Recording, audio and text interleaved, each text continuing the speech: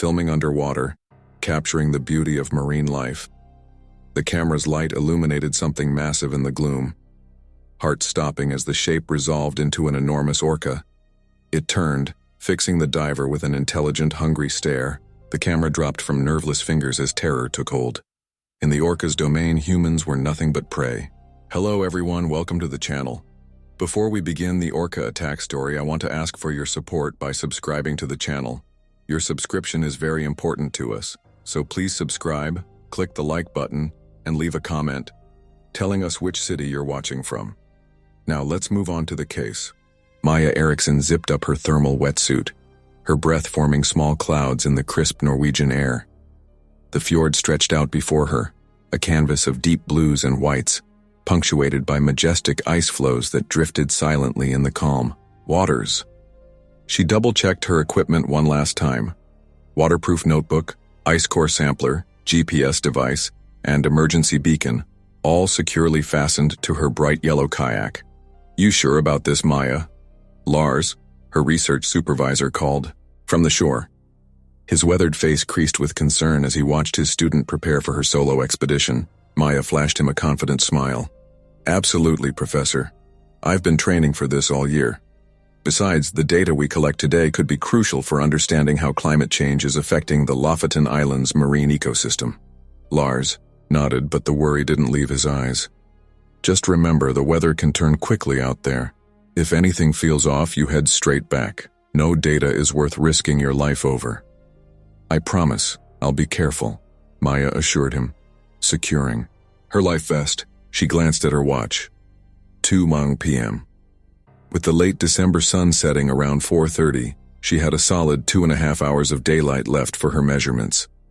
With a final wave to Lars, Maya pushed off from the rocky shore, her paddle cutting smoothly through the frigid water.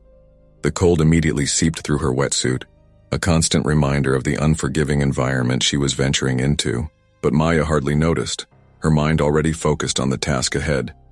As she navigated through the icy labyrinth, Maya couldn't help but marvel at the beauty surrounding her.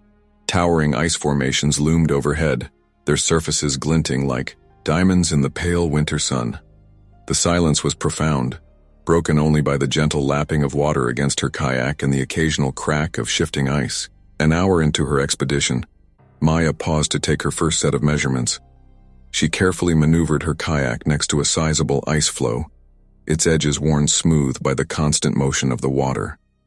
With practiced ease, she extracted her ice core sampler and began to drill. "Sample 1, December 21st, 1407. Maya muttered into her voice recorder as she examined the extracted ice core. Ice thickness approximately 30 centimeters. Notable discoloration in the lower layers. Possible indication of algal growth. She meticulously logged her observations in her waterproof notebook before stowing the sample in a secure container. As she prepared to move on to the next location, a flicker of movement in the water caught her eye. Maya froze, her gaze fixed on the spot where she'd seen the disturbance. For a moment, nothing happened. Then a sleek, dark shape glided just beneath the surface, disappearing as quickly as it had appeared. Maya's heart rate quickened. "Was that?" she whispered to herself, scanning the water intently. The Lofoten Islands were known for their diverse marine life, including pods of orcas that frequented the fjords. While encounters were rare, they weren't unheard of. Shaking off her unease, Maya reminded herself that orcas weren't typically aggressive towards humans in the wild. Still, a tingle of excitement mixed with apprehension ran down her spine. An orca sighting would be an incredible addition to her research notes. Refocusing on her task, Maya paddled towards her next designated sampling point. The sun had begun its descent towards the horizon, casting long shadows across the icy landscape. She worked efficiently, aware of the dwindling daylight. As she completed her third sample, a low, haunting sound echoed across the water. Maya's head snapped up, her eyes wide. It was unmistakably the call of an orca, much closer than she had anticipated. "Hello there," she murmured, a mixture of awe and nervousness in her voice. "I hear you, but where are you?" The fjord remained calm, offering no sign of the marine predator. Maya debated whether to continue with her planned route or start heading back to shore. The rational part of her mind urged caution, but the scientist in her longed for just one glimpse of the magnificent creature. One more sample, she decided, speaking aloud to calm her nerves. Then I'll head back. Maya paddled towards a cluster of smaller ice floes, her senses on high alert. The silence seemed more oppressive now, charged with an energy she couldn't quite define. As she positioned her kayak for the final measurement, the hairs on the back of her neck stood up. Something was watching her. Slowly, Maya turned her head. There, not 20 meters away, a large dorsal fin cut through the water's surface. It moved with purpose, heading directly towards her. Maya's breath caught in her throat. The orca was enormous, its black and white coloration stark against the deep blue of the fjord. It was a male, she noted automatically, its dorsal fin standing nearly 2 meters tall. "Oh my God," she whispered, fumbling for her camera. This was an incredible opportunity, a close encounter that few researchers were privileged to experience. Her hands shook as she snapped several photos in quick succession. The orca submerged, disappearing from view. Maya leaned over the side of her kayak, trying to track its movement in the clear water. Suddenly, her kayak rocked violently as something massive brushed against its underside. Maya yelped, gripping the sides of her kayak as it stabilized. Her heart pounded in her chest, the adrenaline surge making her limbs tremble. This was no longer just an exciting research opportunity. It was potentially dangerous. "Okay, big guy," she said, her voice quavering slightly. "I think it's time for me to go." As Maya dipped her paddle into the water, preparing to turn, back towards the shore, the orca resurfaced. It was closer now, close enough that Maya could see the intelligence in its dark eye as it regarded her. For a moment, time seemed to stand still, human and cetacean locked in a silent exchange. Then the spell broke. The orca dove, its massive tail flukes lifting clear of the water before slapping down with a thunderous crash. The impact sent a wave surging towards Maya's kayak. "No, no, no!" Maya cried as the wave hit, nearly capsizing her small craft. She managed to brace herself, keeping the kayak upright, but her paddle slipped from her grasp. She watched in dismay as it floated away, quickly disappearing in the gathering dusk. The gravity of her situation hit Maya like a physical blow. She was alone in the frigid waters of a Norwegian fjord. Night was falling, and she was being circled by one of the ocean's apex predators. Her confident excitement from earlier in the day seemed naive now, replaced by a growing sense of terror. With trembling hands, Maya reached for her emergency beacon. As her fingers closed around the device, a dark shape surged beneath her kayak once more. This time the impact was deliberate, powerful. Maya screamed as her world tilted, the icy water rushing up to meet her. The last thing she saw before plunging into the fjord was the orca's dorsal fin, slicing through the water with terrifying purpose. As the cold enveloped her, Maya's final coherent thought was of Lars' warning. No data is worth risking your life over. In the gathering darkness, with the shore impossibly far away and an orca circling ever closer, those words echoed in Maya's mind with chilling clarity. Her solo expedition had turned into a nightmare, and survival was now her only goal. The icy water hit Maya like 1,000 needles, shocking her system and momentarily paralyzing her limbs. She gasped involuntarily, her lungs burning as she fought the instinct to inhale. The world around her was a blur of dark, frigid chaos. "Move!" her mind screamed, finally breaking through the shock. With desperate strokes, Maya clawed her way back to the surface, her wetsuit providing little comfort against the bone-chilling cold of the Norwegian fjord. She broke the surface, with a ragged gasp, coughing and sputtering as she frantically searched for her overturned kayak. The yellow hull stood out against the darkening water, bobbing gently about 10 meters away. Maya's teeth chattered uncontrollably as she began to swim towards it, her movements sluggish in the heavy wetsuit. "Stay calm," she muttered to herself, between chattering teeth. "Assess the situation, find a solution." A dark shape moved in her peripheral vision, and Maya's heart leapt into her throat. The orca.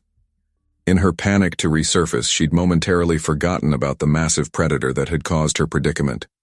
Forcing herself to turn slowly, Maya scanned the water around her. For a moment, all was still. Then, less than 5 meters away, A towering dorsal fin broke the surface. It moved with a deliberate grace that belied the creature's enormous size, cutting through the water like a knife. Maya froze, treading water as quietly as possible. Her breath came in short, sharp bursts, visible in the cold air. The orca circled her once, twice, its movements unhurried but purposeful.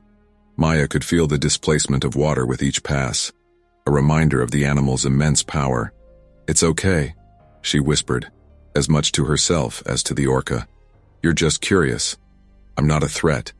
I'm not food." As if in response to her words, the orca suddenly changed course, heading straight for her. Maya's eyes widened in terror as the massive black and white form surged towards her.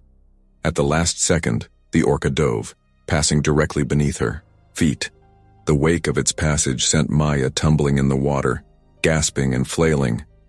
When she righted herself, the orca had resurfaced several meters away. It turned, fixing Maya with an intelligent, inscrutable gaze. For a moment, time seemed to stand still as human and cetacean regarded each other. Maya's scientific mind, even in the midst of her fear, couldn't help but marvel at the creature. Its size was staggering up close, at least 6 meters long, with a dorsal fin that rose nearly 2 meters out of the water. The orca's black and white coloration, so distinctive in photographs, seemed even more striking in person, especially against the deep blue of the fjord.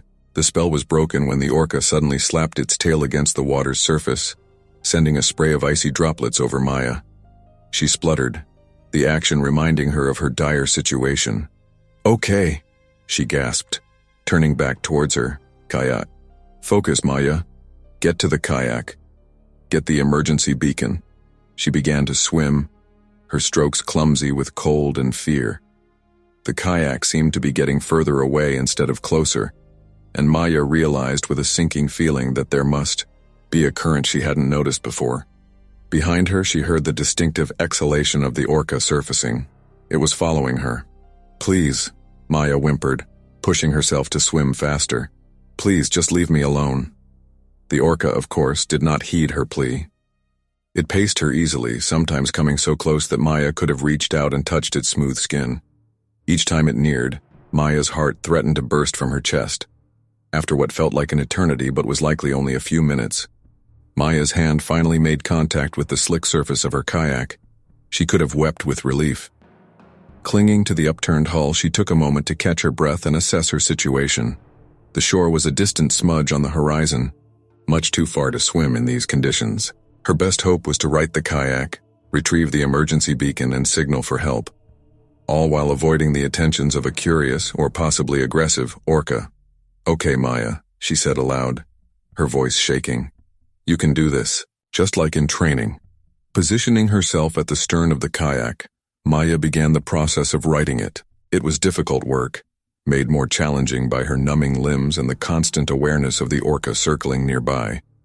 Just as she was making progress, a large wave suddenly lifted the kayak, sending it crashing back down onto the water's surface. Maya lost her grip, slipping back into the fjord with a startled cry. As she resurfaced, sputtering, she realized the wave hadn't been natural. The orca had created it, slapping its powerful tail flukes against the water. "Stop it!" Maya shouted, fear and frustration overriding her caution. "I'm not here to hurt you. I just want to go home." The orca surfaced nearby, tilting slightly to one side. Its eye, dark and intelligent, seemed to study Maya intently. There was a calculating look in that gaze that sent shivers down Maya's spine, shivers that had nothing to do with the cold. For the first time, Maya considered the possibility that the orca's actions weren't merely curiosity. There was a deliberateness to its behavior that suggested something more. Was it possible the orca was actively trying to prevent her from righting the kayak? The thought was terrifying. Maya had studied orca behavior extensively, and while there were no documented fatal attacks on humans in the wild, she knew they were incredibly intelligent and capable predators. If this one had identified her as a potential source of entertainment, or worse, prey, her situation was even more dire than she'd realized. Swallowing her fear, Maya decided to try a different approach. Moving slowly and deliberately, she began to swim parallel to the kayak, heading towards the bow. Her plan was to approach from a different angle, hoping to catch the orca off guard. For a moment, it seemed to be working. The orca remained where it was, its dorsal fin slicing through the water as it turned to track her movements. Maya's hand had just touched the kayak's hull when a large, dark shape suddenly loomed beneath her. Before she could react, the orca surged upwards, its body lifting partially out of the water. It didn't hit Maya directly, but the force of its movement created a massive displacement of water that sent her tumbling away from the kayak. Maya screamed, more in frustration than fear this time. As she righted herself, she saw the orca swimming, in tight circles around the kayak, effectively guarding it. "Why are you doing this?" she cried, her voice cracking. "What do you want from me?" The orca paused in its circling, turning to face Maya. It opened its mouth slightly, revealing rows of sharp teeth. The gesture wasn't overtly aggressive, but the message was clear. It was in control of this situation, not her. Maya treaded water, her mind racing. The sun had dipped below the horizon now, the fjord cast in the eerie half-light of the Arctic twilight. The temperature was dropping rapidly, and Maya could feel her strength waning. She needed to do something, and fast. Taking a deep breath, Maya dove beneath the surface. The water was shockingly clear, and she could see the orca's massive form, silhouetted against the fading light. It turned towards her immediately, its movements graceful despite its size. Maya kicked hard, propelling herself towards the kayak. Her lungs burned as she pushed herself, knowing she only had one chance at this. Just as her hand closed around the edge of the kayak, she felt rather than saw the orca approaching. In a burst of desperate strength, Maya pulled herself up and half onto the kayak. Her fingers scrabbled at the emergency beacon secured to the hull. Just as she felt it coming loose, something large and powerful clamped down on her leg. Maya's scream was muffled by the water as the orca began to pull her down. Panic overwhelmed her, and she thrashed wildly, her fingers still clutching the beacon. The pressure on her leg was immense, but the orca's teeth hadn't penetrated her wetsuit yet. With a final desperate effort, Maya kicked out with her free leg. By sheer luck, her foot made contact with the orca's eye. Startled, the animal released its hold. Maya exploded to the surface, gasping and choking. The emergency beacon was clutched tightly in her hand, its familiar weight providing a small measure of comfort. Without wasting a second, she activated it, the small device emitting a steady, high-pitched beep. As she clung to the partially submerged kayak, Maya scanned the water for the orca. The surface was eerily calm, giving no indication of the massive predator lurking beneath. The silence stretched on, broken only by the rhythmic beeping of the beacon and Maya's ragged breathing. Then, about 20 meters away, the orca surfaced. It expelled a breath from its blowhole, the sound unnaturally loud in the stillness of the fjord. As Maya watched, heart pounding, the orca began to swim in a wide circle around her and the kayak. It was waiting, Maya realized with a chill that had nothing to do with the frigid water. The orca was intelligent enough to know the beacon meant help would be coming. It was settling in, preparing for whatever would happen next. As the last light faded from the sky and the stars began to emerge, Maya found herself locked in a terrifying stalemate with one of nature's most formidable predators. The beacon beeped steadily in her hand, a lifeline to potential rescue. But as the orca continued its patient circling, Maya couldn't shake the feeling that her ordeal was far from over. The long Arctic night stretched before her, full of unknown dangers. All she could do now was hold on, stay alert, and pray that help would arrive before the orca decided to make its next move. The darkness of the Arctic night enveloped Maya like a suffocating blanket. Her world had shrunk to the small circle of visibility around her kayak, illuminated only by the faint starlight reflecting off the calm waters of the fjord. The steady beeping of the emergency beacon in her hand was both a comfort and a torment, a promise of rescue but also a reminder of how vulnerable she was. Maya's teeth chattered uncontrollably, her body racked with violent shivers. Despite her wetsuit, the frigid water was slowly sapping her strength. She clung to the partially submerged kayak, trying to keep as much of her body out of the water as possible. "Stay awake," she muttered to herself, her voice barely audible over the lapping of water against the kayak. "Help will come. Just Stay awake." The orca had been circling at a distance for what felt like hours, its massive dorsal fin occasionally breaking the surface, a silent reminder of the danger lurking just beneath the waves. Maya had lost sight of it in the darkness, but she could feel its presence, an oppressive weight pressing down on her already frayed nerves. Suddenly, the water to her left erupted in a spray of white foam. Maya screamed as the orca's massive form breached the surface, its black and white body glistening in the starlight. It crashed back into the water mere meters from her, the impact sending a wave that nearly dislodged her from the kayak. "No!" Maya cried, scrambling to maintain her grip on the slick hull. "Please, no!" But the orca was done waiting. With frightening speed and precision, it charged directly at Maya and her fragile refuge. At the last second, it dove, passing underneath the kayak with inches to spare. The force of its passage lifted the kayak clear out of the water. Maya felt a moment of weightlessness before gravity reasserted itself. She plunged back into the icy fjord, the shock of submersion driving the air from her lungs. Disoriented and panicked, she thrashed wildly, desperate to regain the surface. As her head broke the water, Maya gasped for air, coughing and sputtering. The kayak bobbed nearby, tantalizingly out of reach. She began to swim towards it, her movements sluggish and uncoordinated. A low, haunting vocalization echoed across the water, freezing Maya in place. The orca surfaced again, this time between her and the kayak. Its dorsal fin stood like a black sail against the star-studded sky, a silent declaration of dominance. "What do you want?" Maya sobbed, treading water as best she could with her numbed limbs. "Why are you doing this?" The orca responded by slapping its tail against the water's surface, sending a spray of icy droplets over Maya. She flinched, ducking her head to avoid the worst of it. When she looked up again, the orca had vanished. Heart pounding, Maya scanned the water around her. The silence was oppressive, broken only by her ragged breathing and the soft lapping of waves.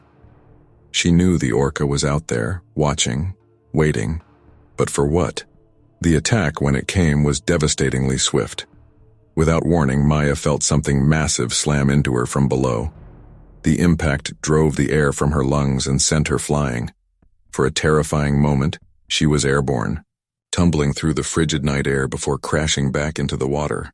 Disoriented and gasping for breath, Maya struggled to right herself. As she treaded water, trying to get her bearings, she felt something brush against her leg. Before she could react, powerful jaws clamped down on her calf.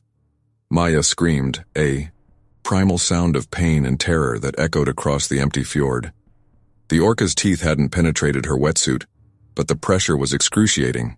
She could feel the incredible strength in those jaws, knew that with just a bit more force, they could crush her leg like a twig. Then she was moving, being pulled through the water at a terrifying speed. The orca dragged her along like a rag doll, its powerful tail propelling them both effortlessly through the fjord. "Let go!" Maya shrieked, pounding her fists uselessly against the orca's smooth skin. "Please let me go." Her pleas fell on deaf ears. The orca continued its relentless pace, dragging Maya further and further from her kayak in any hope of rescue. The wind and spray stung her face, and she could taste salt and bile in the back of her throat. Just when Maya thought she couldn't take any more, when the pain and terror threatened to overwhelm her completely, the orca released its grip. The sudden absence of pressure was almost as shocking as the initial bite had been.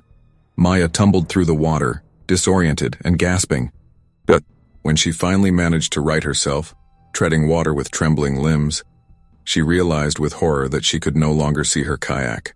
The emergency beacon, her only lifeline, was gone, lost in the chaos of the orca's attack. No, Maya whimpered, turning in a slow circle. The fjord stretched out around her, a vast expanse of black water under a star-filled sky. She was alone, truly alone, in one of the most unforgiving environments on Earth. A soft exhalation behind her made Maya freeze. Slowly, hardly daring to breathe, she turned.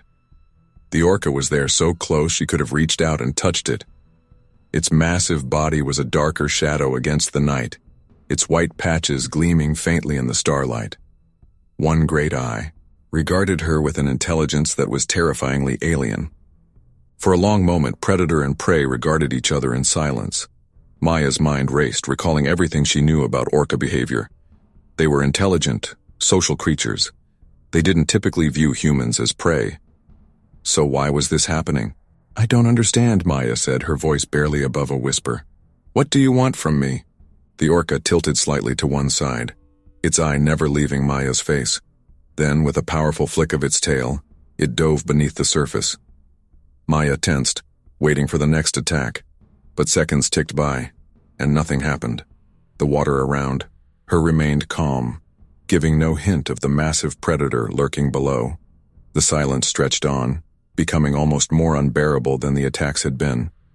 Maya's imagination ran wild, conjuring images of the orca surging up from the depths. Jaws open wide, she spun in slow circles, trying to watch all directions at once, her breath coming in short, panicked gasps. "Help!" she screamed suddenly, unable to bear the silence any longer. "Somebody help me!" Her cries echoed across the empty fjord, mocking her with their futility. There was no one to hear, no one to come to her rescue. She was alone with the orca and the merciless sea. A sudden disturbance in the water made Maya flinch. But it wasn't the orca, it was her kayak, bobbing gently on the waves just a few meters away. Somehow the current had brought it back to her. Hope surged through Maya's chest. If she could reach the kayak, maybe she could find the emergency beacon. Maybe she still had a chance. She began to swim towards it, her movements slow and cautious. Every fiber of her being screamed that this was a trap, that the orca was waiting just beneath the surface, ready to strike. But what choice did she have? Maya had almost reached the kayak when she felt it. A subtle change in the water pressure, a shift in the currents around her. She knew with a certainty that chilled her to her core that the orca was coming. Time seemed to slow down. Maya lunged for the kayak, her fingers scrabbling for purchase on the slick hull. Behind her, she heard the rush of water being displaced by a large body moving at high speed. Her hand closed around the edge of the kayak, just as something massive erupted from the water beside her. Maya caught a glimpse of gleaming teeth and a cavernous mouth before the orca's full weight slammed into the kayak.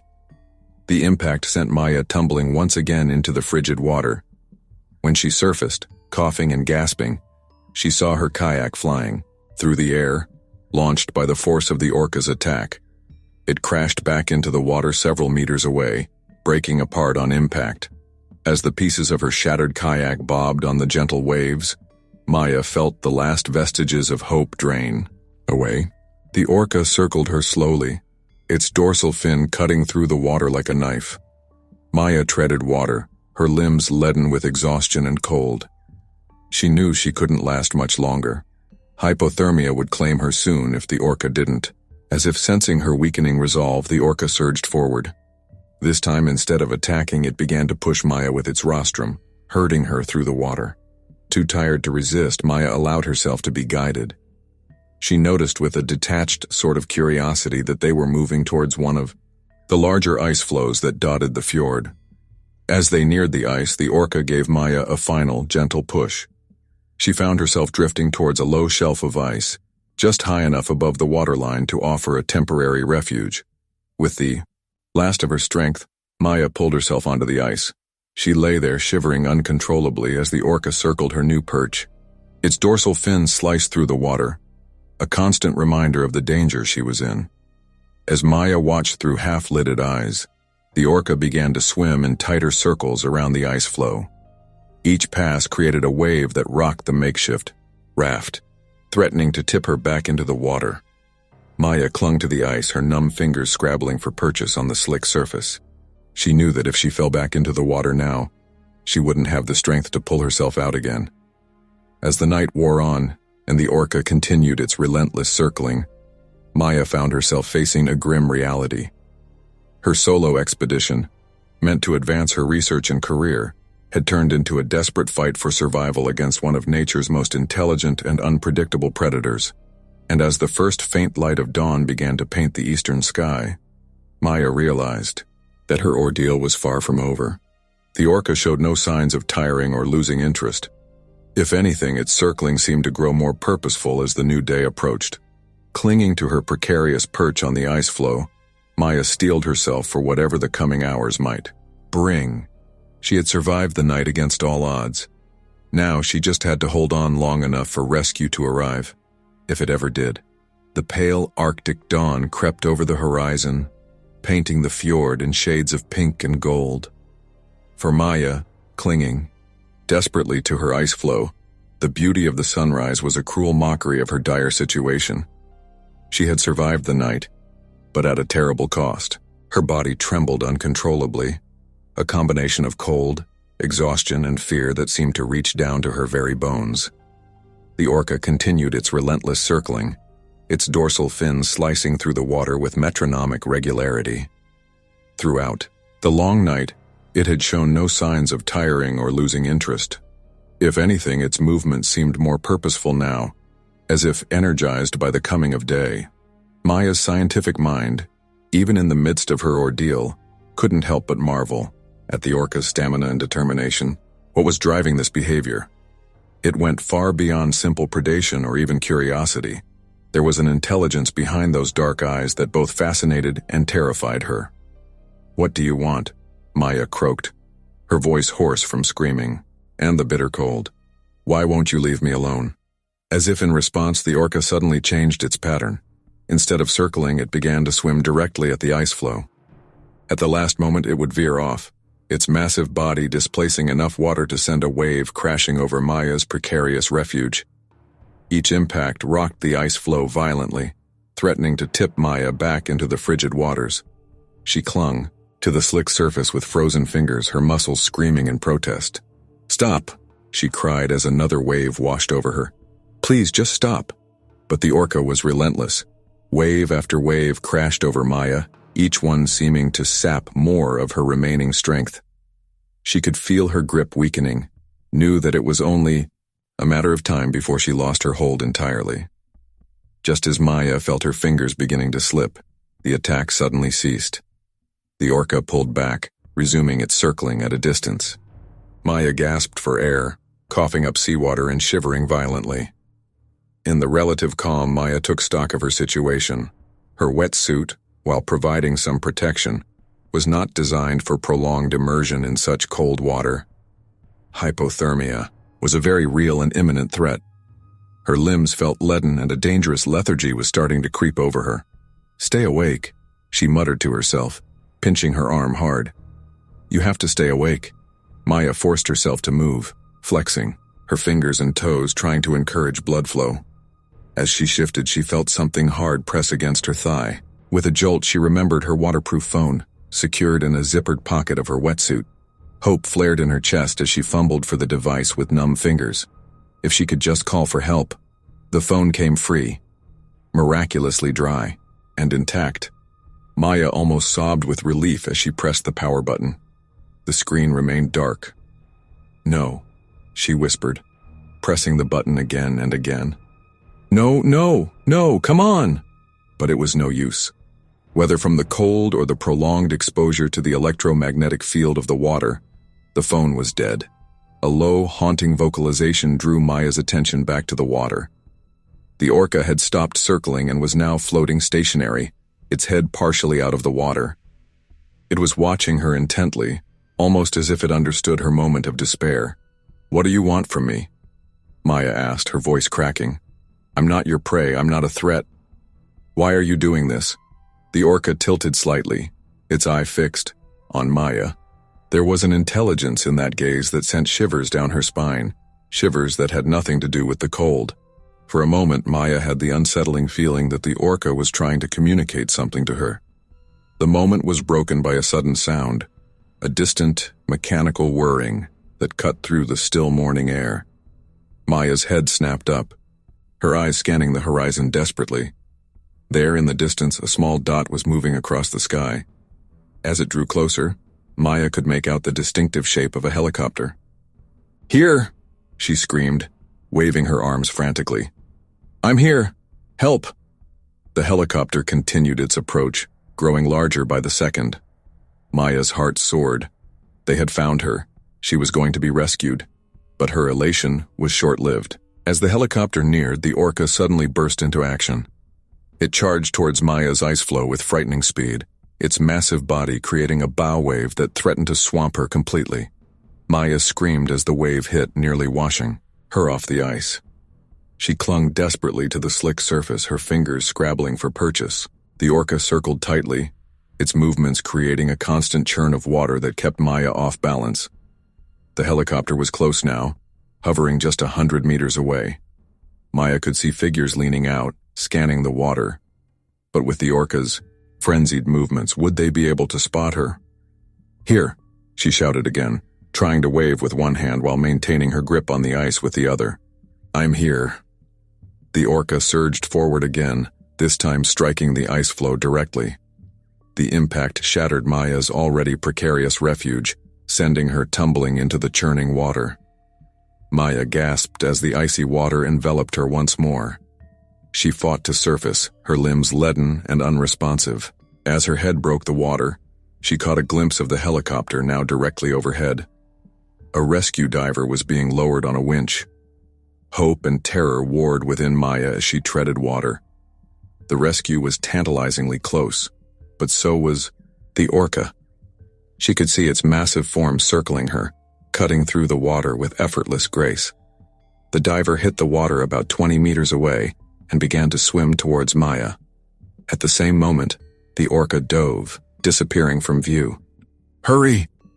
Maya cried, her voice barely audible over the thrum of the helicopter's rotors. "It's coming!" The diver increased his pace, powerful strokes eating up the distance between them. Maya tried to swim towards him, but her body was barely responding, her movements slow and uncoordinated. Just as the diver was about to reach her, the water erupted between them. The orca breached spectacularly, its massive body clearing the water completely before crashing back down. The impact sent both Maya and the diver tumbling in the churning wake. When Maya surfaced again, coughing and sputtering, she saw the diver struggling with his equipment. The orca's breach had damaged his oxygen tank, and he was rapidly deflating his buoyancy vest to avoid being dragged under. "Are you okay?" Maya called, fighting to keep her head above water. The diver gave her a thumbs up, but Maya could see the concern in his eyes. He began to swim towards her again, more cautiously this time. The orca, meanwhile, had resumed its circling. It moved between Maya and the diver, effectively keeping them apart. Every time the diver tried to approach, the orca would surge forward, forcing him to retreat. "It won't let you near me," Maya called, her voice tinged with despair. "I don't know why, but it's been keeping me isolated all night." The diver nodded, treading water as he assessed the situation. After a moment, he raised a hand to his helmet, obviously communicating with the helicopter crew. Maya watched anxiously as the diver was winched back up to the helicopter. Had they decided to abandon her? As panic began to set in, she saw something being lowered from the helicopter, a large inflatable raft. Understanding dawned. They were going to try to get her out of the water without directly approaching her. It was a smart plan, but would the orca allow it? As the raft touched down on the water's surface about 10 meters away, Maya began to swim towards it. Her movements were slow, her limbs feeling like lead weights. The cold had sapped almost all of her strength. The orca, as if sensing her intentions, increased the speed of its circling. It cut between Maya and the raft, its massive body creating waves that pushed her further away. "Please," Maya sobbed, fighting against the current. "Please, just let me go." But the orca showed no signs of relenting. It continued to herd Maya away from the raft, its movements precise and deliberate. Maya could see the rescue team in the helicopter, their frustration evident even at this distance. As Maya's strength began to fail, her strokes becoming weaker and less coordinated, a chilling realization settled over her. The orca wasn't just keeping her isolated, it was wearing her down. Whether by design or instinct, it was using the cold and her own exhaustion against her. With the last of her energy, Maya turned to face the orca. It surfaced nearby, its dark eye regarding her with that unsettling intelligence. "Why?" Maya asked, her voice barely a whisper. "What do you want from me?" The orca tilted slightly, exposing more of its eye. For a moment, Maya thought she saw something in that gaze. Not malice or hunger, but a deep alien curiosity. Then it dove, disappearing beneath the waves. As Maya felt her consciousness beginning to slip, the cold finally overcoming her, she had one last strange thought. In its own way, the orca had given her a unique gift, a glimpse into the mind of one of the ocean's most intelligent and mysterious creatures. It was a perspective few humans had ever experienced, even if it came at a terrible cost. The last thing Maya saw before the darkness took her was the orca's dorsal fin, cutting through the water with silent grace. Then she slipped beneath the waves, the frigid embrace of the fjord claiming her at last. The rescue team watched in horror from above, powerless to intervene as the bizarre and tragic encounter between human and cetacean reached its apparent conclusion. As they prepared for a last desperate attempt at recovery, the long Arctic day stretched out before them, promising more unexpected challenges in this unforgiving wilderness. The rhythmic thrum of the helicopter's rotors cut through the crisp, Arctic air as the rescue team hovered above the churning waters of the fjord. Inside the cockpit, Captain Eric Larson gripped the controls tightly, his weathered face etched with concern as he watched the drama unfolding below. "I've never seen anything like this in all my years of search and rescue," Eric muttered, shaking his head in disbelief. Beside him, paramedic Sophie Nielsen leaned forward, her eyes fixed on the tiny figure bobbing in the water. "We have to do something, Eric. She won't last much longer in those temperatures." Eric nodded grimly. "Agreed. But that orca, it's not letting anyone near her. We need a new approach." As if on cue, the radio crackled to life. "Rescue 1, this is Marine Research Vessel Havforsker. We're approaching your position from the southeast. ETA 5 minutes. Over." Eric's eyebrows shot up in surprise. He keyed his mic. "Havforsker, this is Rescue 1. Copy your approach. Be advised, we have an extremely unusual situation here. A lone swimmer is she's being held hostage by an orca. Over." There was a pause before the reply came. "Rescue 1, did you say held hostage by an orca? Please confirm." Over. "Affirmative, Havforsker. I know it sounds crazy, but that's exactly what's happening. The orca is preventing us from reaching the victim." Over. Another pause, longer this time. When the voice came back, it was different, older, with a hint of excitement underlying the concern. "Rescue 1. This is Dr. Astrid Johansson, Marine, biologist. I need you to describe exactly what you're seeing." Over. As Eric relayed the details of the bizarre encounter, Sophie continued to watch the scene below.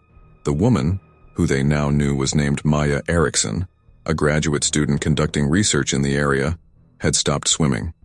She was floating limply in the water, only the occasional twitch of her limbs indicating that she was still conscious. The orca, meanwhile, continued its relentless circling. Its movements were precise, calculated, almost as if it was herding Maya, keeping her exactly where it wanted her. "Eric," Sophie said urgently, "we're running out of time. Her core temperature must be dangerously low by now." Eric nodded, his jaw set in determination. "Dr. Johansson, we need options. The victim is showing signs of severe hypothermia. We can't wait much longer." Over. "Understood, Rescue 1, came the reply.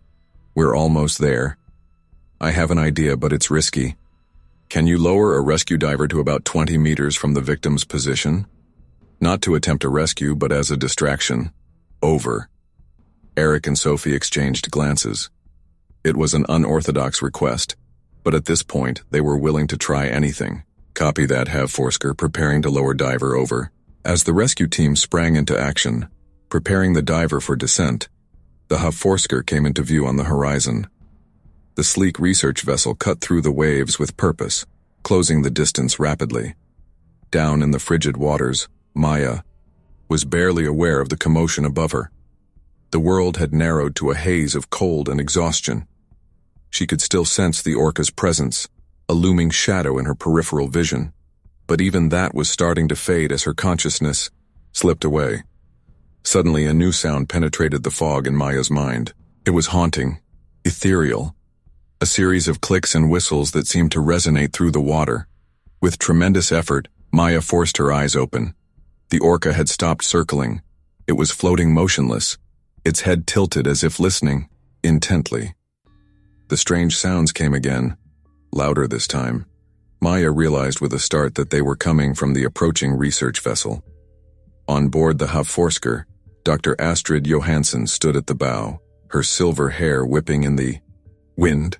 In her hands, she held a sophisticated underwater speaker, currently emitting a carefully crafted series of ORCA vocalizations. "What are you doing?" Captain Lars Peterson asked, coming to stand beside her. Astrid's eyes never left the scene before them. "I'm speaking its language, or trying to. These are pacifying calls, typically used by orcas to calm agitated pod members. It's a long shot, but..." She trailed off as the orca in the water suddenly moved. Instead of resuming its circling of Maya, it began to swim towards the Havforsker. Its movements curious rather than aggressive. "It's working," Astrid breathed, her eyes wide with excitement and trepidation. Back in the helicopter, Eric saw their opportunity. "Diver, move in now, quickly and quietly." The rescue diver slipped into the water, swimming with powerful strokes towards Maya's limp form. The orca, distracted by the sounds from the Havforsker, didn't seem to notice. As the diver reached Maya, her eyes fluttered open. "The orca?" she mumbled, her words slurred with cold and exhaustion. "It's okay," the diver reassured her, securing a rescue harness around her body. "We're getting you out of here." Just as the diver signaled for extraction, a shadow fell over them. The orca had returned, its massive form looming above them in the water. The diver tensed, preparing for an attack, but the orca simply watched, its dark eye inscrutable as the winch began to lift Maya from the water. "Rescue 1, we have the victim," the diver reported, his voice tight with tension. "The orca is present but not interfering. Beginning ascent." On the Havforsker, Astrid continued to broadcast the pacifying calls, her hands shaking slightly as she watched the rescue unfold. "Come on," she whispered. "Just a little longer." As Maya was lifted clear of the water, a collective sigh of relief went through both the helicopter and the research vessel. But their relief was short-lived. With startling speed, the orca suddenly breached, its massive body launching clear of the water. For a heart-stopping moment, it seemed as if it was going to snatch Maya right out of the air. But instead, it twisted at the apex of its jump, landing with a tremendous splash, just meters from where Maya had been. Was that a goodbye? Sophie wondered aloud, her voice filled with awe. As Maya was carefully maneuvered into the helicopter, the orca began to swim in tight circles directly below, its dorsal fin slicing through the water. It showed no signs of aggression, but neither did it seem inclined to leave. Inside the helicopter, Sophie immediately set to work, stripping off Maya's sodden wetsuit and wrapping her in thermal blankets. "Stay with me, Maya," she urged, rubbing the young woman's arms vigorously. "You're safe now. Just stay awake." Maya's eyes fluttered open, unfocused and confused. "The orca," she mumbled. It wasn't trying to hurt me. It was studying me." Sophie exchanged a puzzled glance with Eric. "What do you mean, Maya?" But Maya had slipped back into unconsciousness, her body finally surrendering to the ordeal it had endured. As the helicopter turned towards the mainland and the nearest hospital, the Havforsker remained on site. Dr. Astrid Johansson stood at the railing, watching in fascination as the orca continued to patrol the area where Maya had been. "What were you doing?" she mused aloud. "What were you trying to learn?" Captain Pedersen joined her, his expression thoughtful. "Do you think we'll ever know?" Astrid shook her head slowly. "Perhaps not. But this encounter, it could change everything. We think we know about orca behavior. If only we could understand what was going through its mind." As they watched, the orca made one final spectacular breach. Its black and white form gleamed in the Arctic sun as it twisted in midair before crashing back into the fjord. Then, with a flick of its powerful flukes, it dove deep, disappearing into the dark waters. The surface of the fjord calmed, showing no sign of the dramatic events that had unfolded. But for those who had witnessed it, the memory of this extraordinary encounter between human and cetacean would linger long after the waves had stilled. As the Havforsker began its own journey back to port, Astrid couldn't shake the feeling that they had just scratched the surface of a mystery far deeper than the fjord itself. Whatever had driven the orca's behavior One thing was clear. The relationship between humans and these intelligent, enigmatic creatures was far more complex than anyone had imagined. The Arctic sun climbed higher in the sky, its light glinting off the calm waters of the fjord. Another day was beginning in this harsh but beautiful landscape, carrying with it the promise of new discoveries and the ever-present reminder of nature's awesome, unpredictable power. The rhythmic beeping of medical equipment filled the small hospital room as Maya Erickson slowly regained consciousness.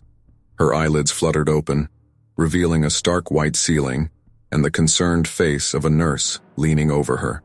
"Welcome back, Maya," the nurse said softly, her voice tinged with a mixture of relief and caution. "How are you feeling?" Maya tried to speak, but her throat felt raw and parched. The nurse quickly offered her a small cup of water, helping her take a few sips through a straw. As the cool liquid soothed her throat, fragments of memory began to flood back. The icy fjord, the relentless circling of the orca, the desperate struggle for survival.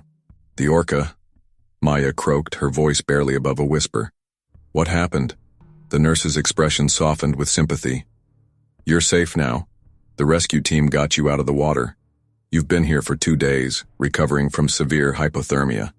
Before Maya could ask more questions, the door opened, and a doctor walked in, followed closely by a familiar face. Professor Lars, her research supervisor. The sight of him brought a fresh wave of emotions crashing over Maya. "Maya," Lars said, his weathered face etched with concern and relief. "Thank God you're awake. We've all been so worried." The doctor stepped forward, introducing himself as Dr. Anderson. He began to explain Maya's condition, the extent of her hypothermia, the treatments they'd administered, the precautions they were taking against potential complications. But Maya found it hard to focus on his words. Her mind was still out there in the fjord, trying to make sense of what had happened. "The orca," she interrupted, her voice stronger now. "What happened to it? Did anyone else see it?" Dr. Anderson and Professor Lars exchanged glances. It was Lars who answered, his voice gentle. "Yes, Maya. The rescue team saw it, and there was a marine biology research vessel on the scene as well. What you experienced, it's unlike anything we've ever encountered before." Maya closed her eyes, a mix of relief and confusion washing over her. It hadn't been a hallucination brought on by hypothermia. The orca's bizarre behavior had been real. "I need to talk to someone," Maya said, struggling to sit up. "Someone who understands orcas. There was something different about this one. It wasn't just hunting or playing, it was studying you?" A new voice finished. All heads turned to the door where a silver-haired woman stood, her eyes bright with curiosity and concern. She stepped into the room, introducing herself. "Dr. Astrid Johansson, marine biologist. I was on the Havforsker, the research vessel that assisted in your rescue." She turned to Dr. Anderson. "If you don't mind, I'd like to speak with Maya. Her experience could be invaluable to our understanding of orca behavior." Dr. Anderson hesitated, clearly torn between his patient's medical needs and the potential scientific importance of her ordeal. "Very well," he said at last. "But keep it brief. Maya still needs rest." As the doctor and nurse left the room, Dr. Johansson pulled up a chair beside Maya's bed. Professor Lars remained, hovering protectively nearby. "Maya," Dr. Johansson began, her voice gentle but filled with barely contained excitement. "I know you've been through a traumatic experience, but if you feel up to it, I'd like you to tell me everything you can remember about your encounter with the orca. Every detail, no matter how small or seemingly insignificant, could be crucial." Maya took a deep breath, wincing slightly at the lingering pain in her chest. Then, haltingly at first but with growing confidence, she began to recount her ordeal. She described the orca's initial appearance, its relentless circling, the way it had prevented her from reaching her kayak or swimming to safety. "It was like it was testing me," Maya said, her brow furrowed in concentration. "Pushing me to my limits, seeing how I would react, but not in a cruel way. More like a scientist conducting an experiment." Dr. Johansson leaned forward, her eyes shining with interest. "That's fascinating, Maya, and it aligns with what we observed from the ship. The orca's behavior was highly unusual. It showed none of the typical predatory patterns we'd expect if it was hunting. Instead, it seemed to be deliberately keeping you isolated and in the water. But why? Professor Lars interjected, his voice tinged with frustration and concern. What could it possibly gain from such behavior? Dr. Johansson shook her head slowly. That's the million-dollar question. Orcas are incredibly intelligent creatures, with complex social structures and behaviors we're only beginning to understand. This encounter, it could revolutionize our understanding of their cognitive capabilities. Maya listened intently, her scientific curiosity warring with the lingering trauma of her experience. There was a moment, she said softly, almost to herself, near the end, when I thought I was going to die. The orca was right there, so close I could have touched it. And the way it looked at me, it was like it was trying to communicate something. Not with sounds, but with its eyes. A heavy silence fell over the room as they all contemplated the implications of Maya's words. It was Professor Lars who finally broke it, his voice gruff with emotion. Well, whatever its intentions, that creature nearly killed you, Maya. You're lucky to be alive. Dr. Johansson nodded solemnly. He's right. While the scientific implications of this encounter are enormous, we can't forget the very real danger. You were in. She paused, considering her next words carefully. Which is why I have a proposal for you, Maya. One that might help us understand what happened out there, and potentially prevent similar incidents in the future. Maya straightened in her bed, wincing slightly at the movement, but her eyes bright, with interest. What kind of proposal? The Havforsker is embarking on a long-term study of orca populations in the Norwegian fjords, Dr. Johansson explained. We're particularly interested in studying their cognitive abilities and social behaviors. After what you've experienced, your insights could be invaluable to our research. I'd like to offer you a position on our team, once you've fully recovered, of course. Maya's heart raced at the prospect. It was an incredible opportunity, a chance to turn her harrowing experience into something positive, to contribute to our understanding of these magnificent but mysterious creatures. But as she opened her mouth to accept, a sudden wave of fear washed over her. In her mind's eye, she saw the orca's massive form looming over her in the dark water, felt the bone-chilling cold of the fjord closing in around her. I don't know, she stammered, her earlier confidence evaporating. The idea of going back out there. Professor Lars stepped forward, placing a comforting hand on Maya's shoulder. You don't have to decide anything now, Maya. You've been through a traumatic experience. Give yourself time to heal, both physically and emotionally. Dr. Johansson nodded in agreement. Of course. The offer stands whenever you feel ready. In the meantime, I'd like to keep in touch. Your perspective on this encounter is unique, and it could be crucial to our understanding of orca behavior. As Dr. Johansson prepared to leave, promising to return with more questions once Maya had rested, a commotion in the hallway caught their attention. Raised voices and hurried footsteps approached, and suddenly, the door burst open. A man in a rumpled suit strode in, his eyes wild with a mixture of fear and excitement. Is this her? He demanded, gesturing towards Maya. The girl who survived the ORCA attack? Before anyone could respond, two nurses appeared in the doorway, apologizing profusely. I'm sorry, Dr. Anderson. We tried to stop him, but he just pushed past us. Dr. Anderson, who had returned at the sound of the disturbance, stepped forward, his voice stern. Sir, this is a hospital. You can't just barge in here. I'm going to have to ask you to leave. But the man was undeterred. He pulled out a business card, thrusting it towards Dr. Johansson. Jack Reeves, documentary filmmaker. I've been following orca populations for years, looking for evidence of advanced cognitive behaviors. This encounter, it could be the proof we've been waiting for. Dr. Johansson took the card reflexively, her expression a mixture of intrigue and annoyance. Mr. Reeves, while I understand your excitement, this is hardly the time or place for... You don't understand, Reeves interrupted, his words tumbling out in a rush. This isn't just about one unusual encounter. There have been reports, rumors really, of similar incidents in other parts of the world. Orcas behaving in ways that defy our current understanding of their intelligence. If we could document this, prove that these aren't isolated incidents.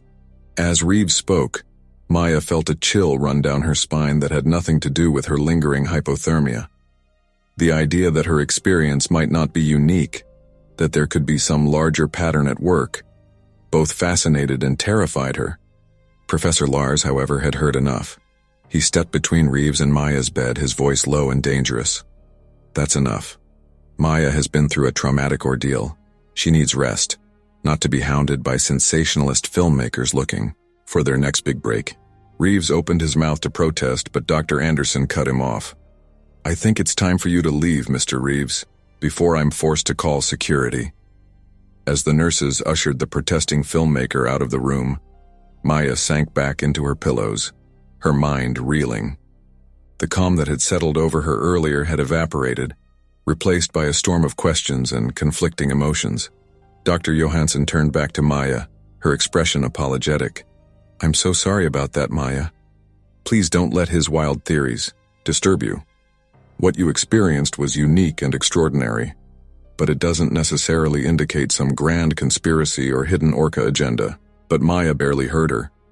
Her mind was racing, replaying every moment of her encounter with the ORCA. Had there been signs she'd missed? Behaviors she'd misinterpreted? And what of Reeves's claims about similar incidents elsewhere? As if sensing her turmoil, Professor Lars stepped closer, his voice gentle. Maya, you've been through enough. Try not to dwell on wild speculation. Focus on your recovery. Everything else can wait. Maya nodded absently, but she knew it wouldn't be that simple. Her ordeal in the fjord had changed her, opened her eyes to possibilities she'd never considered before, and now, with the seeds of doubt and curiosity planted by Reeves's unexpected appearance, she knew she wouldn't be able to rest until she uncovered the truth. As the others filed out of the room, leaving Maya alone with her thoughts, she stared out the window at the distant fjord. Somewhere out there, the ORCA that had nearly taken her life was swimming free, carrying with it the answers to questions Maya was only beginning to formulate. One thing was certain, her journey was far from over. The encounter in the fjord had been just the beginning, and as Maya drifted off into an uneasy sleep, her dreams were filled with dark waters, intelligent eyes, and the haunting call of creatures far more complex than humanity had ever imagined. The soft glow of dawn was just beginning to paint the eastern sky as Maya Eriksson stepped onto the deck of the research vessel Havforsker. The crisp Arctic air bit at her cheeks, a stark reminder of the perilous waters that had nearly claimed her life just weeks before. She zipped her thermal jacket up to her chin, her eyes scanning the calm surface of the fjord with a mixture of apprehension and determination. Are you sure about this, Maya? Dr. Astrid Johansson's voice came from behind her, laced with concern. No one would think less of you if you decided to sit this one out. Maya turned to face the silver-haired marine biologist, forcing a smile that didn't quite reach her eyes. I'm sure, Dr. Johansson, I need to do this. For myself and for our research. It had been a month since Maya's harrowing encounter with the ORCA, a month of physical recovery and psychological struggle. The nightmares had been relentless at first, dark waters closing in, a massive black and white form circling endlessly. But as the days passed and her strength returned, so too did her scientific curiosity. Dr. Johansson's offer to join the Havforsker's research team had been a lifeline, a chance to confront her fears and potentially unravel the mystery of the ORCA's behavior. Today would be her first time back on the water since the incident. Well, if you're certain, Dr. Johansson said, giving Maya's shoulder a reassuring squeeze. Remember, we're not pushing for close encounters today. This is purely observational. We'll be tracking the pod from a safe distance. Maya nodded, her gaze drifting back to the fjord. The water was calm, belying the dangers that lurked beneath. As the rest of the research team began to assemble on deck, checking equipment and reviewing protocols, Maya felt a familiar presence at her side. Here, said Eric, the rescue helicopter pilot who had pulled her from the water that fateful day. He pressed a small device into her hand. It's a personal locator beacon, latest model, water activated, and it'll work even if you're unconscious. Maya stared at the device, a lump forming in her throat. Thank you, Eric. I hope I won't need it, but it's good to be prepared, Eric finished with a grim smile. He had volunteered to join the expedition, piloting the Havforskers' small observation helicopter. His presence was both comforting and a stark reminder of the risks they were taking.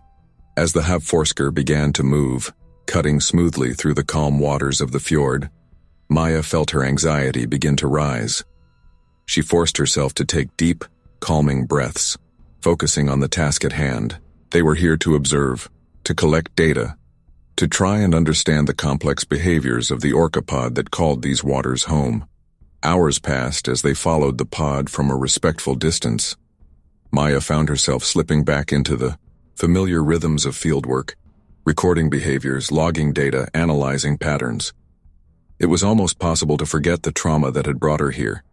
But as the sun began its slow descent towards the horizon, painting the sky in brilliant hues of orange and pink, something changed. The pod's behavior shifted, becoming more erratic, more agitated. Maya felt it before she saw it. A change. In the air. A tension that seemed to ripple across the water's surface. "Dr. Johansson," she called out, her voice tight with sudden alarm. "Something's not right. The pod, they're acting strangely." Dr. Johansson was at her side in an instant, binoculars raised to her eyes. "You're right," she muttered, her brow furrowed, with concentration. "They seem to be circling something, but what?" Her words trailed off as a collective gasp went up from the research team. There, in the midst of the agitated orca pod, was a small, yellow shape. A kayak. "Oh God," Maya breathed, her heart pounding in her chest. "It's happening again." Dr. Johansson was already in motion, barking orders to the crew. "Full stop, Eric, get the helicopter ready, we need eyes in the sky now." As the Havforskers' engines cut out, an eerie silence fell over the fjord, broken only by the distant splashing of the orcas and a faint, terrified cry for help. "We have to do something," Maya said, her voice shaking but determined. "We can't just watch, not again." Dr. Johansson turned to her, conflict clear in her eyes. "Maya, I know what you're thinking, but it's too dangerous. We can't risk not trying." Maya interrupted. She was already moving towards the small rescue boat stored on the Havforskers' deck. "I know these waters. I know these orcas. I might be the only one who can help." For a moment, Dr. Johansson looked like she might object. Then, with a curt nod, she began issuing rapid-fire orders to the crew. "Prepare the rescue boat. Full safety protocols, and someone get me the Coast Guard on the radio now." As the rescue boat was lowered into the water, Maya felt a hand on her arm. It was Eric, his face grim but determined. "I'm coming with you," he said. It wasn't a question. Maya nodded gratefully, and together they climbed into the small craft. The roar of the boat's engine seemed deafening in the tense silence that had fallen over the fjord. As they sped towards the circling orcas, Maya's mind raced. The scene was hauntingly familiar. The yellow kayak, the massive black and white forms cutting through the water with terrifying grace. But something was different this time. The orca's behavior seemed more frenzied, less controlled. "There," Eric shouted over the engine's roar, pointing to a flash of color amid the churning waters. Maya's breath caught in her throat as she saw the kayaker, a young woman barely older than herself, clinging desperately to her overturned craft. The orcas were circling tighter now, their massive bodies creating waves that threatened to tear the woman away from her precarious refuge. As they drew closer, Maya could hear the woman's terrified cries. "Help! Please, somebody help me!" "We're coming!" Maya shouted back, her voice carrying across the water. "Just hold on!" But as their rescue boat approached, the orca's behavior suddenly changed. Several of the massive creatures broke away from their circling, positioning themselves between the approaching boat and the stranded kayaker. "They're blocking us," Eric said, his voice tight with tension. "I've never seen anything like this." Maya's mind raced, recalling every detail of her own encounter, every scrap of knowledge she'd gained in the weeks since. Then, with a sudden clarity that surprised even her, she understood. "They're not attacking," she said, her voice filled with a mixture of awe and trepidation.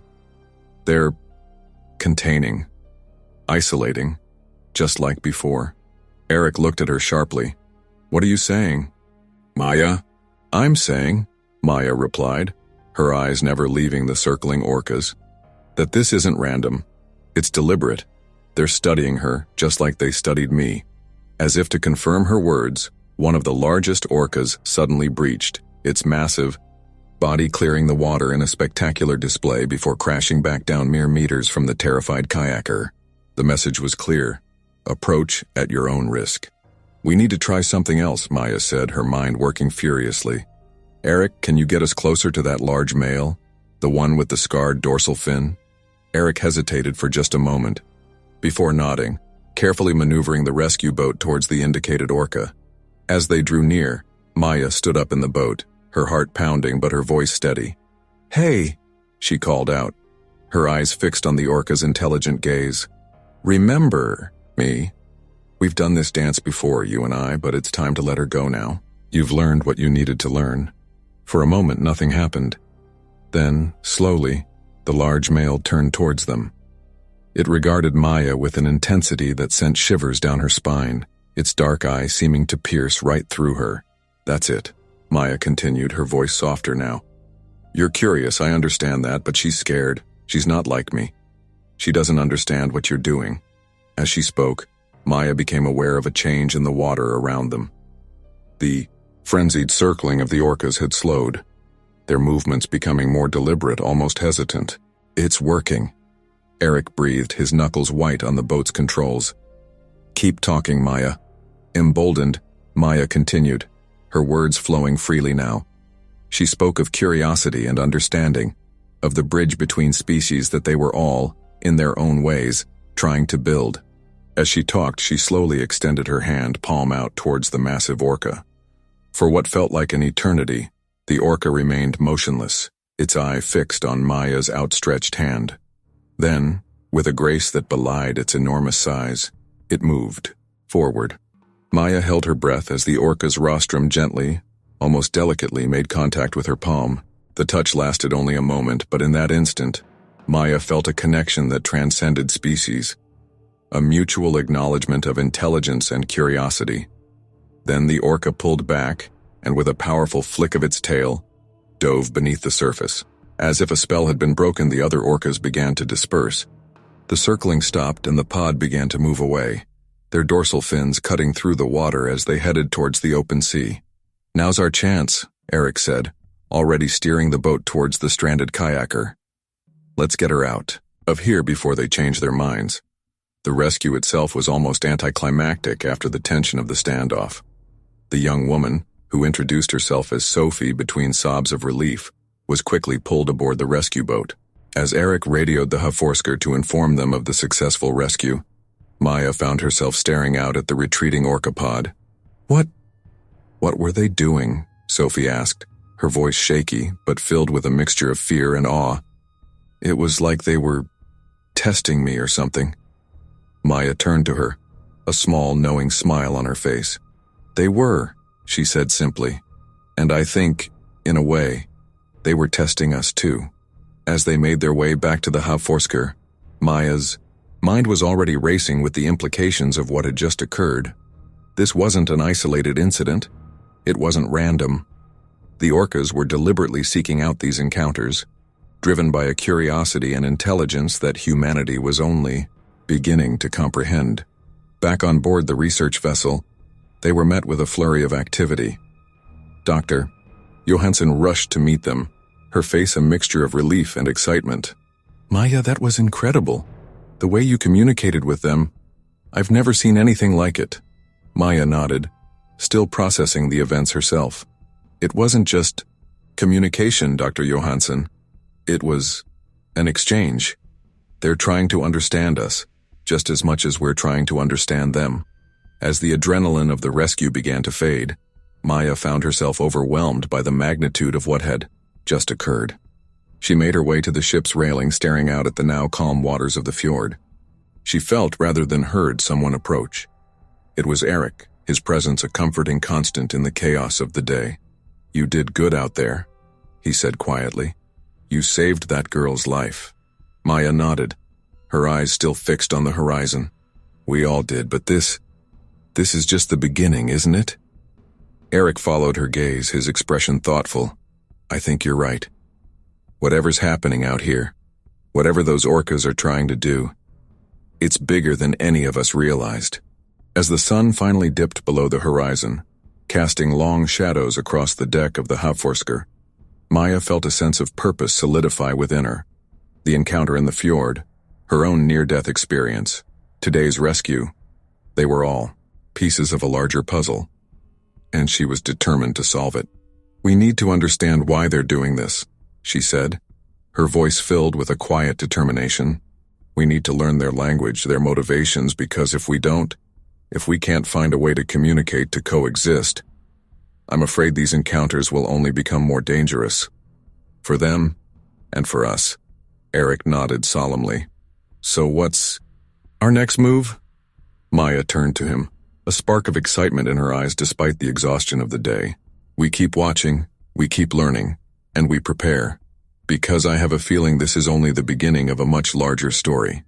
As the Havforsker began its journey back to port, Maya cast one last look at the fjord.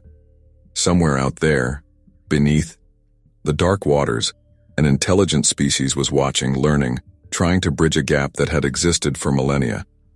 And Maya knew, with a certainty that both thrilled and terrified her, that she would be at the forefront of that exchange. The Arctic night settled in around them, stars twinkling in the vast expanse above. But for Maya, the real journey, the journey of understanding, was only just beginning, and she was ready for whatever challenges it might bring. The soft hum of fluorescent lights filled the small conference room at the Norwegian Institute of Marine Research in Tromsø. Maya Eriksson sat at the head of the table, her fingers drumming nervously on the polished wood surface. Around her sat an eclectic group: Dr. Astrid Johansson, her silver hair pulled back in a tight bun; Erik Larsen, the helicopter pilot turned unlikely research assistant; Professor Lars, Maya's former supervisor; and a newcomer, Dr. Elias Nordstrom, a renowned expert in cetacean cognition who had flown in from Stockholm upon hearing of the recent events. The air was thick with tension and anticipation. It had been 3 months since the dramatic rescue in the fjord, and in that time reports of similar orca encounters had begun trickling in from around the globe. What had once seemed like an isolated incident was rapidly evolving into a phenomenon that threatened to upend everything they thought they knew about orca behavior and intelligence. Maya cleared her throat, breaking the silence that had settled over the room. "Thank you all for coming," she began, her voice steady despite her nerves. "I know we've all been analyzing the data independently, but it's time we pooled our resources and tried to make sense of what's happening." Dr. Johansson nodded, leaning forward in her chair. "Maya's right. The implications of these encounters are, well, they're staggering.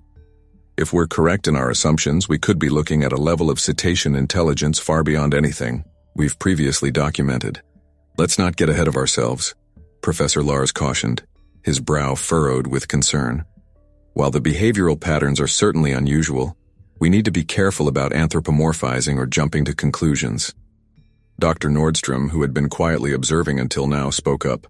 "With all due respect, Professor, I think we're well past the point of cautious speculation. The consistency of these encounters, the apparent intentionality behind the orcas' actions, it suggests a level of cognitive sophistication that demands our full attention and consideration." Maya felt a surge of gratitude towards Dr. Nordstrom. Since joining their impromptu research team, he had been a staunch advocate for taking the orca encounters seriously, bringing a wealth of knowledge and credibility to their work. "Dr. Nordstrom is right," Maya said, pulling up a series of charts and graphs on the large screen at the end of the room. "Look at the data. In the past 3 months, we've documented 17 incidents across 8 different countries. The pattern is always the same: isolation of a single human, prolonged observation, complex social behaviors among the orcas involved, and a distinct lack of predatory aggression." Eric leaned in, studying the maps and incident reports. "And it's not just one pod, is it? These encounters are happening with different orca populations in different parts of the world." "Exactly," Maya confirmed, "which suggests this isn't just learned behavior being passed down within a single group. It's broader than that, more deliberate, A heavy silence fell over the room as they all contemplated the implications of Maya's words. It was Dr. Johansson who finally broke it, her voice tight with a mixture of excitement and trepidation. We need to consider the possibility that what we're witnessing is nothing less than the emergence of a coordinated, species-wide attempt at interspecies communication. The words hung in the air, at once thrilling and terrifying. If true, it would represent a paradigm shift in their understanding of animal intelligence and behavior. Professor Lars shook his head, though his expression was more troubled than skeptical now. But why now? Orcas and humans have coexisted for thousands of years. What's changed? Perhaps nothing's changed. Dr. Nordstrom mused. Perhaps they've always been this intelligent, this curious about us, and we're only now beginning to recognize it. Maya stood up, pacing the length of the conference room as her mind raced. Or maybe something has changed. Think about it. In recent years, we've seen unprecedented changes in the marine environment. Ocean temperatures rising, ice caps melting, entire ecosystems in flux. If any species were to recognize the global impact of these changes, wouldn't it be one as intelligent and wide-ranging as orcas? You think they're reaching out because of climate change? Eric asked, his eyebrows raised. I think it's a possibility we need to consider, Maya replied. These encounters, they're not aggressive. They're investigative. It's almost as if they're assessing us, trying to understand our capabilities, our intentions.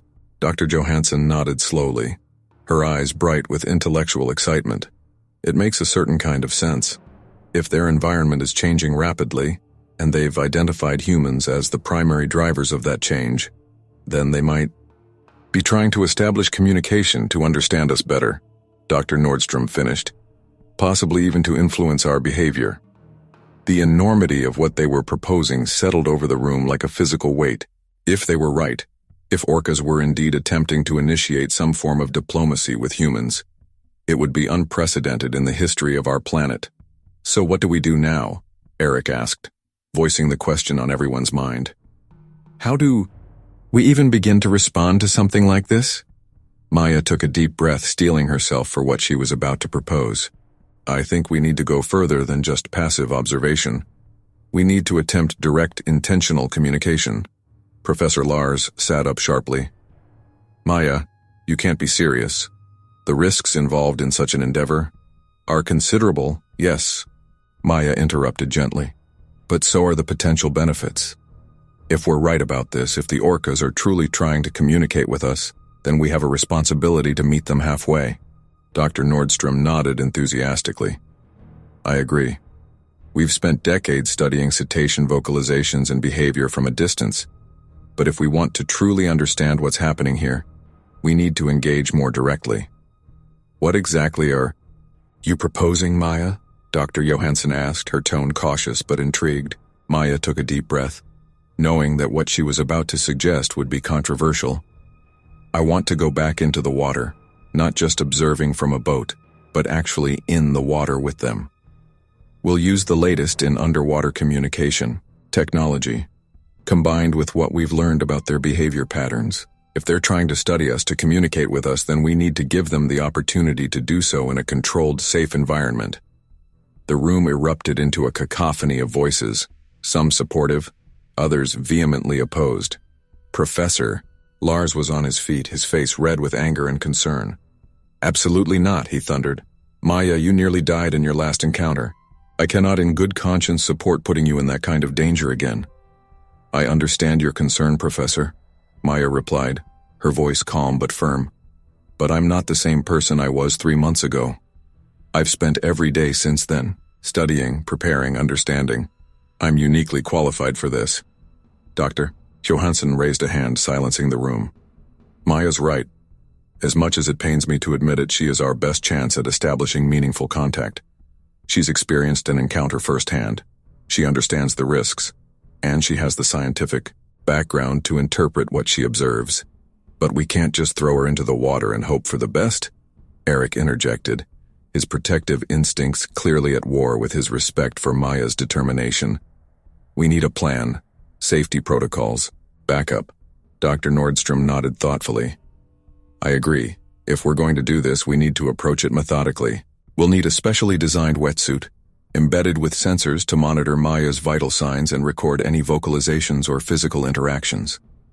We'll need a team on standby, ready to extract her at the first sign of trouble. As the group began to discuss the logistics and safety measures needed for such an ambitious undertaking, Maya felt a mix of excitement and trepidation wash over her. This was what she had been working towards, what she had been preparing for since that first harrowing encounter in the fjord. But the magnitude of what they were proposing was not lost on her. Hours passed as they hashed out the details of the plan. By the time they finally adjourned, the sun had long since set, casting the conference room in the ethereal glow of the Arctic night. As the others filed out, Dr. Johansson held Maya back. "Are you sure about this?" she asked, her voice low and serious. "Once we set this in motion, there's no turning back. The scientific community, the media, they're going to scrutinize every move we make." Maya nodded, a small smile playing at the corners of her mouth. "I'm sure, Dr. Johansson, this is bigger than me, bigger than any of us. If there's even a chance that we can establish meaningful communication with another intelligent species, we have to try." Dr. Johansson squeezed Maya's shoulder, a mix of pride and concern in her eyes. "All right then, let's make history." The next few weeks passed in a blur of preparation and anticipation. A state-of-the-art wetsuit was designed and built, incorporating the latest in biometric sensors and underwater communication technology. The team pored over every scrap of data from previous encounters, developing protocols for every conceivable scenario. Through it all, Maya threw herself into physical and mental preparation. She spent hours in sensory deprivation tanks, acclimating herself to the isolation she might face. She studied ORCA vocalizations until she could distinguish subtle variations in tone and rhythm. And she worked tirelessly on her diving skills, pushing her limits of endurance and control. Finally, after what felt like both an eternity and no time at all, the day of the attempt arrived. The Havforsker cut through the calm waters of the fjord, its deck a hive of activity as final preparations were made. Maya stood at the railing, her eyes scanning the horizon, searching for any sign of the orca pod they had been tracking. Eric appeared at her side, his face etched with concern. "Last chance to back out," he said, only half joking. "Say the word, and we call this whole thing off." Maya turned to him, a small smile on her face. "Not a chance, but thanks for always having my back, Eric." He nodded, his expression softening. "Always will. Just be careful out there, okay? These aren't just animals we're dealing with. If we're right about their intelligence, then we're on the verge of the most important scientific breakthrough of our time," Maya finished. "I know. Believe me, I know." A shout from the observation deck caught their attention. Dr. Johansson was waving excitedly, pointing off the port bow. "There! Dorsal fins! About 500 meters out!" Maya's heart began to race as she spotted the telltale black fins cutting through the water. This was it. After months of preparation, years of study, and one life-altering encounter, she was about to attempt communication with one of the most intelligent and enigmatic species on the planet. As the team scrambled to their positions, Maya made her way to the stern where Dr. Nordstrom was waiting with her specialized wetsuit. As she began to suit up, he ran through the final checklist. "Remember," he said, his voice tight with nervous energy, "the suit will monitor your vital signs and relay them back to the ship. If at any point your heart rate or oxygen levels drop below the safe threshold, we'll initiate emergency extraction. The underwater speakers are programmed with a series of vocalizations we believe to be non-threatening. Use them if you need to attempt direct communication."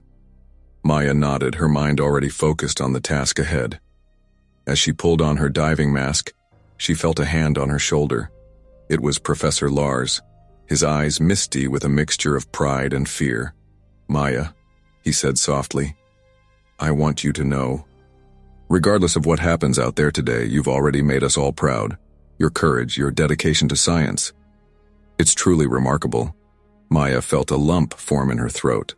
"Thank you, Professor, for everything." With a final nod to the team, Maya stepped to the edge of the boat. The orca pod was closer now, their dorsal fins clearly visible as they circled lazily about 200 meters from the ship. Taking a deep breath, Maya stepped off the edge and into the frigid waters of the fjord. The initial shock of cold was intense, but Maya's specialized wetsuit quickly regulated her body temperature. As she oriented herself in the water, she was struck by the absolute silence that enveloped her. It was a stark contrast to the chaos of her first encounter, when fear and adrenaline had overwhelmed her senses. Slowly, deliberately, Maya began to swim towards the orca pod. Her movements were calm and measured, designed to appear as non-threatening as possible. As she drew closer, she could make out the distinctive markings of individual orcas. Her heart skipped a beat as she recognized the large male with the scarred dorsal fin, the same one she had communicated with during the rescue 3 months ago. At about 50 meters from the pod, Maya stopped. This was the critical moment. Would the orcas approach her, or would they flee? Would they display the same curiosity and intelligence they had shown in previous encounters? For what felt like an eternity, nothing happened. The orcas continued their lazy circling, seemingly oblivious to Maya's presence. Then, almost imperceptibly at first, the pattern of their swimming began to change. The circle tightened, drawing closer to where Maya floated. Maya's heart raced as she saw the large male break away from the group, swimming directly towards her with slow, deliberate movements. She forced herself to remain still, fighting every instinct that screamed at her to flee. As the orca drew near, Maya was struck once again by its sheer size and power. Its dark eye regarded her with an intelligence that was both thrilling and terrifying. When it was about 10 meters away, the orca stopped, floating vertically in the water, its eye level with Maya's. For a long moment, they simply observed each other. Then, with a grace that belied its enormous size, the orca began to swim in a tight circle around Maya. It was close enough that she could have reached out and touched it, though she knew better than to try. As the orca circled, Maya became aware of a subtle vibration in the water. It took her a moment to realize what it was. The orca was vocalizing, emitting a series of clicks and whistles at a frequency just at the edge of her hearing. Remembering her training, Maya activated the underwater speakers built into her suit. A pre-programmed series of orca vocalizations began to play, sounds that their research had indicated were associated with curiosity and non-aggression. The effect was immediate and startling.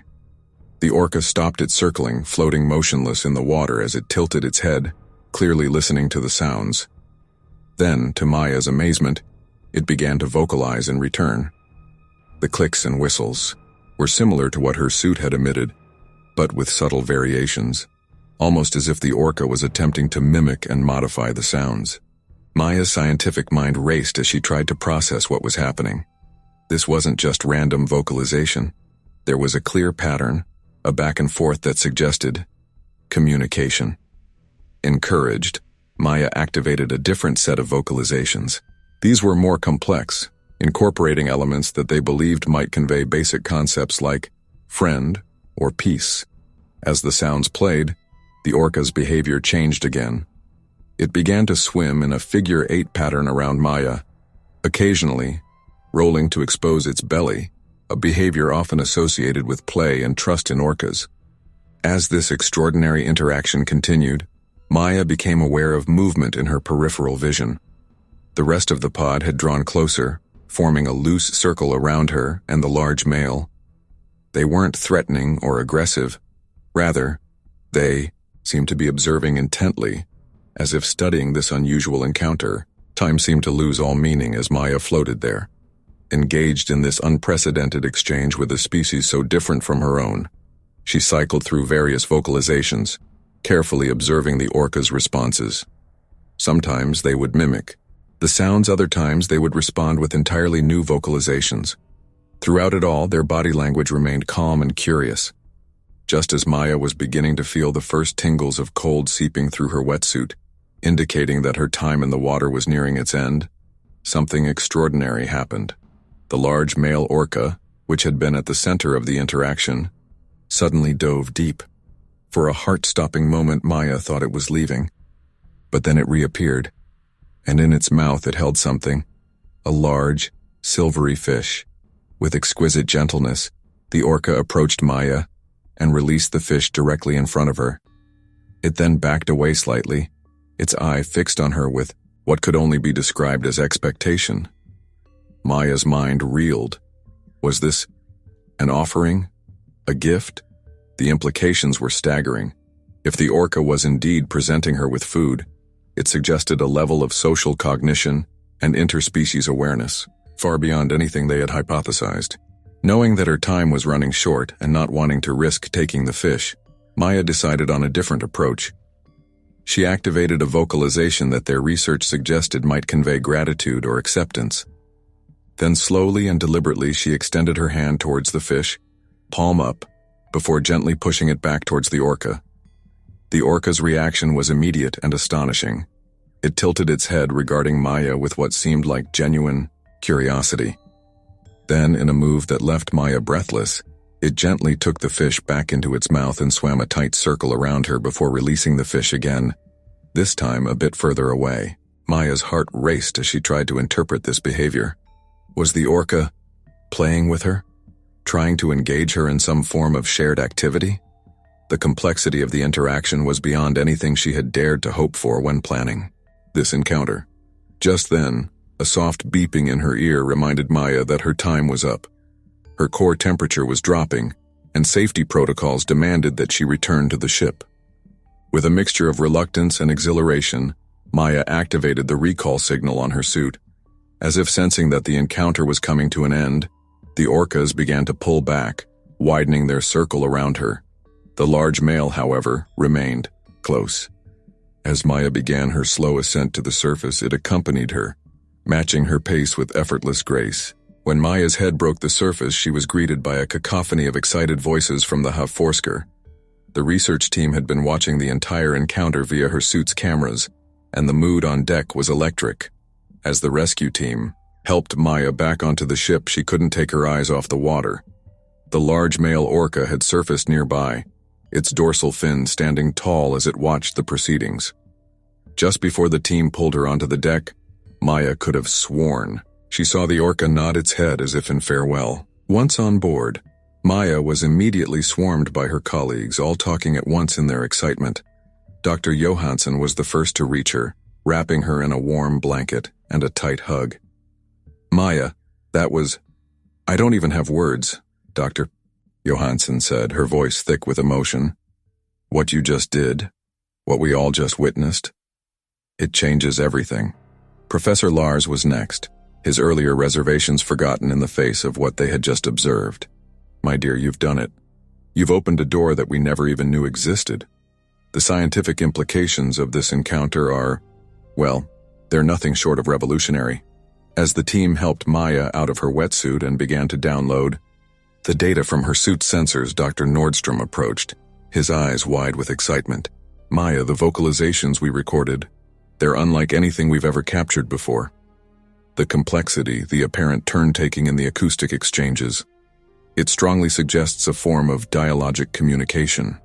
Eric, who had been quietly ensuring all the safety protocols were followed, finally stepped forward. Are you okay? He asked softly, his eyes searching hers with concern. That was intense to watch from up here. I can't imagine what it was like down there. Maya took a deep breath, trying to gather her thoughts. The experience had been so overwhelming, so profound, that she was still struggling to process it all.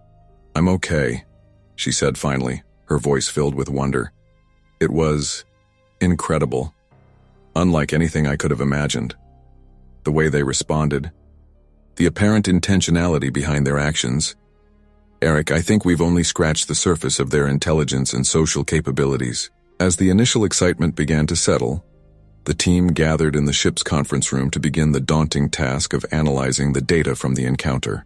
Hours passed as they pored over video footage, acoustic recordings, and biometric data. The more they examined, the more astounding the implications became. Look at this sequence here, Dr. Nordstrom said, pointing to a spectrogram of the orca vocalizations. The pattern of clicks and whistles changes subtly each time, but there's a clear underlying structure.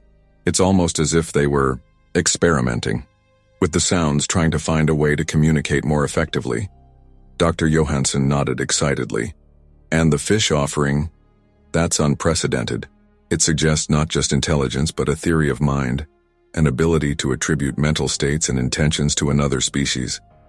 The implications for our understanding of animal cognition are staggering. As the discussion continued, Maya found her mind drifting back to the moment in the water when the large male orca had looked directly into her eyes. There had been something in that gaze, an awareness, an intelligence, that went beyond anything she had been prepared for. I think, Maya said slowly, drawing everyone's attention, that we need to consider the possibility that what we witnessed today wasn't just an isolated incident of interspecies communication. I think it might have been the first step towards something much bigger. A hush fell over the room as the implications of Maya's words sank in. If she was right, if the orcas were indeed attempting to establish some form of ongoing dialogue with humans, it would represent a paradigm shift not just in marine biology, but in humanity's entire relationship with the natural world. Professor Lars cleared his throat, his voice solemn. If you're right, Maya, and after what we've seen today I'm inclined to believe you are, then we have an enormous responsibility on our hands. How we proceed from here could have far-reaching consequences for both our species and theirs. Dr. Johansson nodded in agreement. We need to approach this with the utmost care and respect. These aren't just research subjects we're dealing with anymore. If they're truly reaching out to us, trying to communicate, we owe it to them to listen, to try to understand. As the team continued to discuss the implications of the day's events and plan their next steps, Maya found herself drawn back to the window, gazing out at the calm waters of the fjord. Somewhere out there, a pod of orcas was swimming, carrying with them the knowledge of this extraordinary encounter. Maya thought about the journey that had brought her to this moment. From a terrified graduate student fighting for her life in these same waters, to a pioneering researcher on the cusp of a discovery that could change the world. She thought about the challenges that lay ahead, the skepticism they would face from the broader scientific community, the ethical considerations of continued interactions with the orcas. But mostly, she thought about that moment of connection, of mutual curiosity and tentative understanding, that she had shared with a being so different from herself. In that moment, the barriers between species had blurred, opening up possibilities that she had never dared to imagine.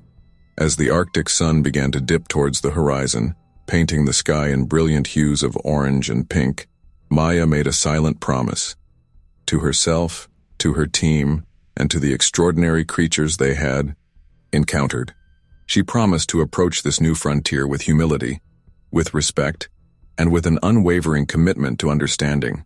For Maya knew that they stood at the threshold of something truly remarkable, the potential for genuine communication and cooperation between humans and one of the most intelligent species on the planet. It was a responsibility she felt deeply, a challenge she embraced wholeheartedly, and an adventure that filled her with a sense of wonder and purpose. As the Havforsker began its journey back to port, carrying with it data that would soon shake the foundations of marine biology and spark debates across the scientific community, Maya allowed herself a small smile. The true work, she knew, was just beginning. But for now, for this moment, she savored the knowledge that she had touched something profound, a connection across species, a bridge across the vast divide between two intelligent minds trying to understand each other. The fjord stretched out before them, calm and inscrutable, holding the secrets of the extraordinary beings that called it home. And as the last light of day faded, giving way to the ethereal glow of the Arctic night, Maya felt a renewed sense of determination. Whatever challenges lay ahead, whatever discoveries awaited, she was ready to face them, for herself, for science, and for the remarkable creatures that had reached out across the divide to touch the human world. The journey of understanding had only just begun, and Maya Eriksson was prepared to follow it wherever it might lead, into the depths of the ocean and the uncharted territories of interspecies communication. The orcas had extended an invitation, and she, along with her team, was ready to accept, to listen, to learn, and to forge a new path of